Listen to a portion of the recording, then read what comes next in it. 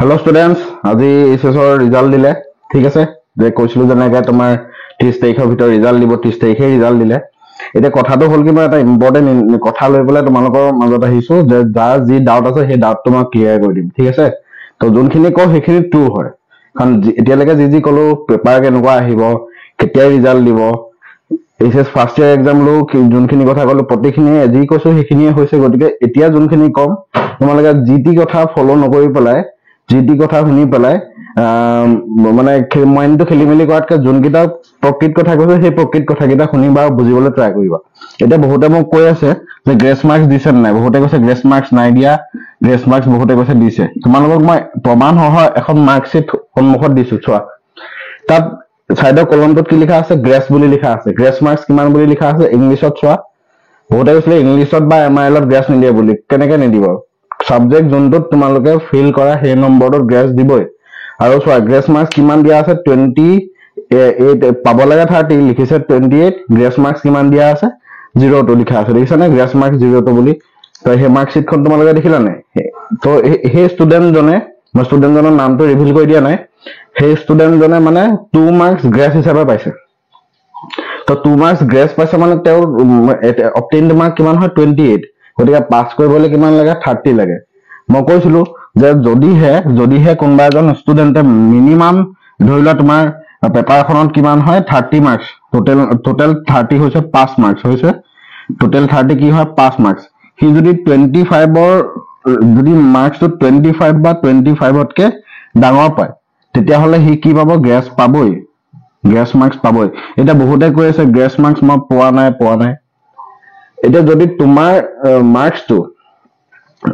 যোনটো একচুৱেল যোনটো তোমাৰ মাৰ্কছ হয় ধৰি লোৱা তুমি পাবৰ কাৰণে মিনিমাম তুমি 5% ক্ৰাইটেৰিয়াটো ফলো কৰিব লাগিব মই যোনটো কৈছিলো যে 5% ক্ৰাইটেৰিয়াটো ফলো কৰিব লাগিব যে মেক্সিমাম তোমাৰ গ্ৰেছ দিব পৰা যাব আৰু কথাটো হ'ল কি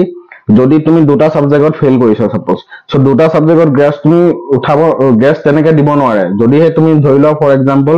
কেমিষ্ট্ৰিত দিনিবা কেমিষ্ট্ৰিত তুমি 17 পাবই লাগিব মিনিমাম 17 পাবই লাগিব তুমি 17তকৈ এক কম পালেও গ্ৰেছ নোপোৱা তো সেইকাৰণে বহুতে এক মাৰ্কৰ কাৰণে ফেল কৰি গৈছে বুজি পাইছানে গ্ৰেছ দিয়াটো দিছে গ্ৰেছ পাবলৈ কাৰণে তুমি এটা এলিজিবল মাৰ্কছ পাব লাগিব যিসকল ষ্টুডেণ্টে যদিহে ডাউট আছে তোমালোকে যে মইতো যিয়ে নহওক পাছ কৰিবই লাগিছিলে যদি ডাউট আছে মে 3 তাৰিখৰ পৰা তোমালোকৰ আৰটিআই বা পেপাৰ ৰিচেকিঙৰ ৱেবছাইটটো আৰম্ভ হ'ব এইচএসসি মই তোমালোকে টেলিগ্ৰামত জইন হ'বা তোমালোকক মই লগালগ টেলিগ্ৰামতে লিংকটো দি দিম আৰু তোমালোকে গৈ মেলি আৰটিআই হওক বা পেপাৰ ৰিচেক হওক তোমালোকে এপ্লাই কৰিব লাগিব এটা মিনিমাম ফিজ এটা লয় 600 মানে কিমান এটা লয় মই এক্সেক্টলি পাহৰিলো এবাৰ দিবই আৰু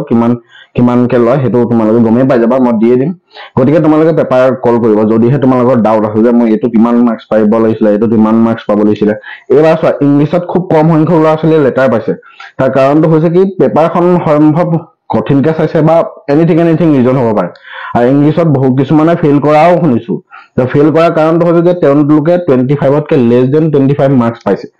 ঠিক আছে লেছ দেন 25 মাৰ্কছ পাইছে বা যিকোনো প্ৰকাৰে ধৰি লোৱা গ্ৰেছ যদি গ্ৰেছ দিলেও তেওঁলোকে পাছিং মাৰ্কছ ধৰি লোৱা গ্ৰেছো দিলে যেনিবা গ্ৰেছ দি পেলাই 28 29 কৰিলে কিন্তু কি হয় গ্ৰেছ যদি দিয়ে 2-3 মাৰ্কছ যদি গ্ৰেছ দিও দিয়ে তথাপিও মানে হিও পাছ কৰি যাব নোৱাৰে এনেকুৱা ধৰণৰ মাৰ্কছ হৈছে ধৰি লোৱা কোনোবা এজন ষ্টুডেণ্টে 24 পাইছে তো সি কেতিয়া তাক 6 মাৰ্কছ গ্ৰেছ নিদিয়ে মেক্সিমাম পাছ ঠিক আছে তো এইটো মই তোমালোকে মাৰ্কশ্বিটখন দেখিলে মই যোনটো আৰম্ভণিতে ক'লো তো সেই মাৰ্কশ্বিটখন মই তোমালোকক এইটো প্ৰমাণ সহ দিছো যে গ্ৰেছ মাৰ্কছ নাই দিয়া বুলি বহুতে কৈছে গ্ৰেছ মাৰ্কছ দিয়াটো দিছে দুটা সাবজেক্টত গ্ৰেছ মাৰ্কছ সাধাৰণতে দিবলৈ দিগদাৰ হয় ঠিক আছে দুটা মাৰ্কছত যদি দুটা মাৰ্কছতে তুমি বহুত মাৰ্কছ কমি আছে তেতিয়াহ'লে তোমাৰ গ্ৰেছ নিদিয়ে তো গ্ৰেছ মাৰ্কছ হৈ গ'ল গ্ৰেছ মাৰ্কছ দিয়াটো দিছে সেকেন্ড কথা যিসকল ছাত্ৰ ছাত্ৰীয়ে এই একাডেমীৰ লগত জড়িত হৈ আছিলে অফলাইনে হওক বা অনলাইন হওক তেওঁলোকৰ ৰিজাল্টবিলাক গম পালো ভাল হৈছে ঠিক আছে যিসকলৰ ভবা মতে ৰিজাল্টটো নহ'ল তেওঁলোকে মানে ইমান চিন্তা কৰি থাকিব নালাগে আকৌ নেক্সট টাইম ট্ৰাই কৰা বা যদি এবাৰ পাছ কৰি গৈছা পিছলৈ যদি বেটাৰমেণ্ট নিদিও বা ৰিপিট নিদিও বুলি ভাবিছা এবাৰে কন্টিনিউ যাবলৈ ট্ৰাই কৰা এতিয়া কথাটো হ'ল কি যিসকল ছাত্ৰ ছাত্ৰীয়ে CW এক্সাম দিলা CW ৰিজাল্ট মানে পৰীক্ষাটো ভাল হৈছে তেওঁলোকে কাউন্সিলিঙৰ কাৰণে ৱেইট কৰা কাউন্সিলিঙত যদি ভাল ব্ৰাঞ্চ পায় তোমালোকে গুচি যাবা সেকেন্ডতে যদিহে তোমালোকৰ যিসকলৰ বি ফাৰ্ম কৰা বা যিসকলৰ BSc নাৰ্ছিং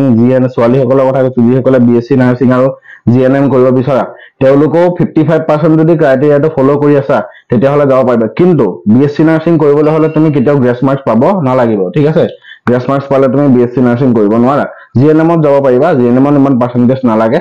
গতিকে তোমালোকে BSc নাৰ্ছিংটো খালি যিসকলে গ্ৰেছ মাৰ্কছ নাই পোৱা, যিসকলে 55% ক্ৰাইটেৰিয়াটো ফ'ল' কৰিছা, তেওঁলোকে কিন্তু BSc নাৰ্ছিং আৰামত কৰিব পাৰিবা, ঠিক আছে। বি ফাৰ্মো কৰিব, আজিকালি বি ফাৰ্মটো প্ৰাইভেটকো কৰিব পাৰি। এতিয়া স্কলাৰশ্বিপৰ কথা আহিছো, সেই স্কলাৰশ্বিপৰ কাৰণে যিসকলে তোমালোকে 75% পাইছা বা 75%তকৈ ওপৰত পাইছা, তেওঁলোকে ঈশান উদয় স্কলাৰশ্বিপ আৰু ইনস্পায়াৰ্ড ফেল' স্কলাৰশ্বিপটো এপ্লাই কৰিবা। তো সেই স্কলাৰশ্বিপত পইচা মান্থলি বাঢ়ি যায়। আগতে 5,600 টকা আছিলে প্ৰতি মাহত, এতিয়া 5,600ৰ পৰা বাঢ়িলে বুলি শুনিছো। গতিকে 5,600 মই ধৰি লৈছো, অন এন এভাৰেজ 7,000 এটা দিব। 7,000 5,600 বুলিয়ে শুনিছো দেই, কিছুমানে কৈছে বাঢ়িছে বুলি, কিমান বাঢ়িছে মই নাজানো। আমি পঢ়োতে 5,600 টকাই আছিলে। গতিকে 5,600 টকা প্ৰতি মাহে তোমালোকে পাবা ঈশান উদয় স্কলাৰশ্বিপ। আৰু লগতে যদি ইনস্পায়াৰ্ড ফেল' স্কলাৰশ্বিপ ইউজ কৰা, সেইটোতো তুমি এক্সট্ৰা 80,000 পাবা। গতিকে যিসকলে 75% পাইছা বা 75%তকৈ ওপৰত পাইছা, তেওঁলোকে ডেফিনেটলি এইটো স্কলাৰশ্বিপ এপ্লাই কৰিবা, তোমালোকে পাই যাবা, ঠিক আছে। তাৰপিছত পষ্ট মেট্ৰিক স্কলাৰশ্বিপ আছে। পষ্ট মেট্ৰিক স্কলাৰশ্বিপো তোমালোকে এপ্লাই কৰিবা। পষ্ট মেট্ৰিক স্কলাৰশ্বিপ এপ্লাই কৰিলে তোমালোকে 10,000 টকা এটা পাবা, ঠিক আছে। তো তেনেকে তোমালোকে স্কলাৰশ্বিপ কেইটা এপ্লাই, এইকেইটা হৈছে বেচিক স্কলাৰশ্বিপ, যিটো স্কলাৰশ্বিপ HS পাছ কৰা ষ্টুডেণ্টসকলে পায়। তাৰপিছত নেক্সট 80% যিসকলে পাইছা বা 80% যিসকলে এবভ পাইছা, তেওঁলোকে এবাৰ স্কুটি পাবা। স্কুটিৰ কাৰণে তোমাৰ উইণ্ডোটো অপেন হ'ব, লগালগ মই লিংকটো তোমালোকে টেলিগ্ৰামতে থাকিলে বহুত ইনফৰমেশ্যন মই তোমালোকক টেলিগ্ৰামতে দি থাকিম। গতিকে স্কুটি এপ্লাই কৰাৰ কাৰণে যোনটো লিংক আহিব, সেই লিংকটো মই তোমালোকক টেলিগ্ৰামত দি দিম, টেলিগ্ৰামত জইন হৈ ল'বা, ঠিক আছে। আৰু বাকী ইমান চিন্তা কৰিব নালাগে, ভালেই হ'ল ৰিজাল্ট, ঠিক আছে, ভাল হ'ল বুলিয়ে ধৰা। আৰু যদি তোমালোকে ভাবিছা এইবাৰ মোৰ ভবা মতে নহ'ল, নেক্সট বাৰলৈ দিম, নেক্সট বাৰ ৰিপিট দিম বুলি যদি ভাবিছা, এতিয়াৰ পৰাই ষ্টাৰ্ট কৰি দিয়া, ঠিক আছে। চেনেলটোৰ লগত জড়িত হৈ থাকিবা, কাৰণ চেনেলটো যিমান পাৰো মই ফ্ৰী অফ কষ্ট পঢ়াবলৈ ট্ৰাই কৰি থাকিম,